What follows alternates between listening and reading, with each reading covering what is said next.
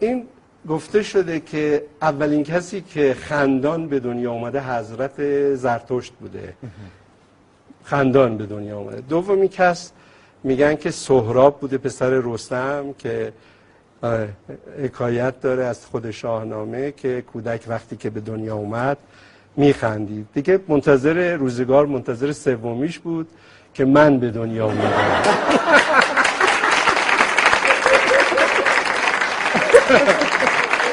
بعد حالا روایت از مامانم خیلی جالبه، میگه وقتی به دنیا آمدی شروع کردی خندیدن. من گفتم زهر مار.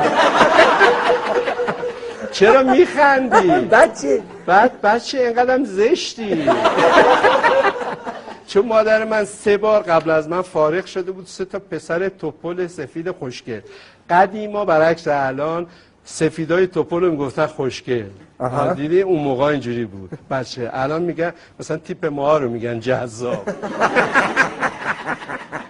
ولی بالاخره نیم قرن گذشته، سلیقه ها عوض شده و اون 3 تا به دلیل زیباییشون و توپلی و خوشگلیشون چشم خوردن. آره مامانم میگن اینا رو چشم زدن و اینا فوت شدن. ای بابا. تا اینکه خلاصه اینا میرن مشهد و پابوس امام رضا، اونجا نظم میکنن که خدا یه بچه زشت به اینا بده ولی بمونه. یعنی میگن هر چی زشت‌تر بهتر. یعنی از امام رضا درخواست میکنن که حتما این بچه خیلی زشت باشه. اون موقع مثلا محمد رضا گلزار نبود. وگرنه مثلا میگفتن اینو دیدی، درست برعکسه. خلاصه حالا نشانش چیه؟ نشانش اینه که اینجا گوش سمت راست من یه سوراخ داره که این حلقه است که به عنوان غلام امام رضا، من در اصل باید غلام رضا می بودم، منتها چون پدرم عاشق امام علی بود، با اینکه من غلام امام رضا بودم، یعنی در اصل من غلام رضا ولی علی رضا صدا میزنم.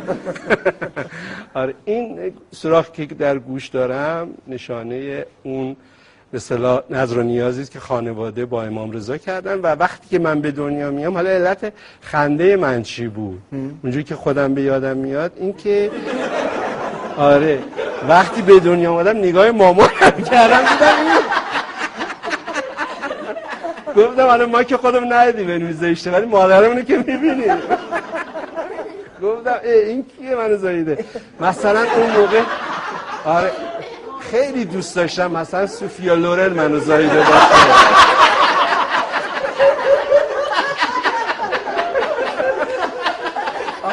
تو بکن حالا مامانمو ببینی عین خودمه. بعد وقت جالبیش اینه که وقتی من به دنیا میام مادرم میگه من شروع کردم گریه کردن. اول که فکر کردم یه دیوونه زاییدم چون مدام داره میخنده. بعد چقدر زشته این و نگران که اینو عوض کنه. یادش رفته ناز کرده امام رضا یه بچه زشت بهش بدن، چون یادش رفته بوده، چون 3 بار بچه تحویل گرفته دیده ماشاءالله توپل سفید خوشگل، این یکی 4مین یک چیز مزخرف. میگه وقتی که دیدنش کم گریه کردن که این چرا انقدر زشته. من چون خیلی بچه بودم دیگه، تقریبا 1 دقیقه بوده از عمرم، جوابی براش نداشتم، فقط میخواستم اون موقع بگم آینه بدم خدمت که یعنی تو آینه نگاه کن چقدر ما به هم شبیهیم. احتمالاً اون بچه‌های اشکالی داشتن خوشگل شدن، چون اختلالات کروموزومی همیشه به زشتی منجر نمیشه. گاهی اختلالات سبب میشه که آدم مثلا شبیه گلزار بشه، شبیه رامبد جوان بشه مثلا. بچه‌های سالم‌تر شاید زشت‌تر اصلا باشن. به هر حال اونجا مادرم میگه که من فهمیدم که با یه پدیده مواجه شدم. میخواست اسممو بذاره پدیده، منتها چون پسر بودم دیگه به همون دلیل گذاشتن علیرضا و از اون لحظه شروع کردم خندیدن تا خدمتشون.